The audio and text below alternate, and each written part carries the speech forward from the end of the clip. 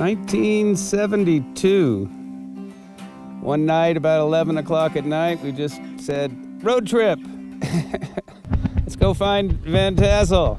So we jumped in a 1950 Ford panel truck painted purple with a giant turtle on the side and proceeded to drive out to the desert. At that point, the only paved road was Old Woman Springs Road, and we saw the sign that pointed to Landers, and we knew that was kind of the area. So we basically got out here and spent a couple hours driving around in the dark on dirt roads, trying to see if we could find the Integratron. So eventually we saw this kind of greenish glow and headed toward that, and it turned out to be the Integratron. And we pulled up to it, and my recollection was about 20 feet away from the dome of the Integratron was a chain link fence about 6 feet tall, and about 20 feet away from that there was another chain link fence, and we were so excited. It was kind of like the apes finding the thing in 2001. We're jumping on the fence and making animal sounds, and whoo, whoo, ah, ah, ah. We're just like, we couldn't believe we found the place. 2 minutes later, we hear the sound of a shotgun cocking in the darkness, and a voice goes, "Who are you? What are you doing?" And we go, "Are you Van Tassel?" And this voice in the darkness goes, "No, I'm Swede, his son-in-law-to-be. What do you want with Van Tassel?" And we said, "Well, we just wanted to come out here and talk to him." And he goes, "Where are you going to stay?" And we go, "Well, we don't know." And he says, "Well, you can stay here. I'll be back." And Swede comes walking back with a bottle of whiskey, and we sat up from probably 2 a.m. till about dawn, drinking whiskey with Swede. And he says, "Well, Van Tassel will be at the Giant Rock Airport Cafe in the morning at 10 o'clock. You know, my wife-to-be is his daughter. She's the waitress there." And we kind of went, okay.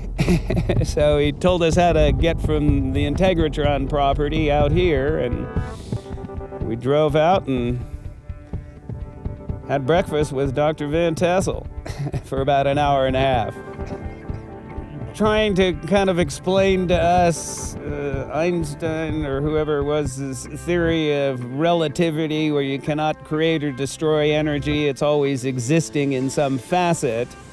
And that basically the Integratron was kind of a giant receptor, and it was kind of like he was going, well, it's not like getting in a time machine like the old movie from the 50s. It was kind of an antenna, and he was hoping that basically he could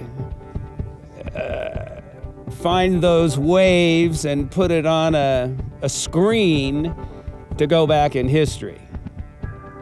That was kind of the sense of it, but he seemed like a real religious man as well, because he said one of the things that he wanted to be able to tune into on the screen was when Jesus Christ lived, so he could basically share that with the world and that energy. So it was kind of a odd combination of being a physicist and a scientist, and we had heard about him collaborating in some facet with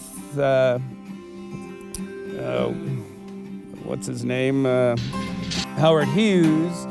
And so we were just extremely curious and decided we'd come out and see if we could find him, and we did. He was on some level, sort of a genius in one facet because of his intellect, and yet kind of a spiritual person at the same time, which,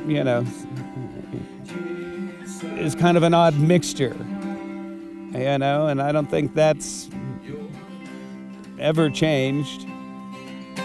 Since came out here and met him. He was an interesting character. I remember that on the wall in the restaurant there was a center page of, either a Life magazine or a Look magazine with an article and a photograph of old cars, probably from the 40s, and all these people kind of running with various looks of being afraid, and kind of a glowing object in the sky. Since then, I've been in the Integratron, which is an absolutely amazing experience in itself. At that time, I never got inside, but it's a pretty amazing kind of paradolic dome, and sounds and things are just mind-boggling. The thing that still makes me curious to this day is the mix of science and spirituality. It almost seems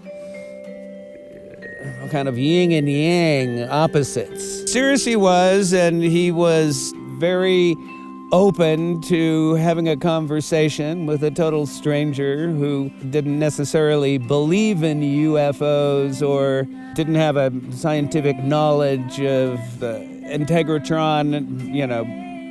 I could understand that it was all built with glue and dowels and things to, not have metal interfere with wrapped copper wire. And you go upstairs and you stand over that opening and you whisper to yourself, and you're hearing your voice going in this deep dark, and it's like, what is this? How does this happen?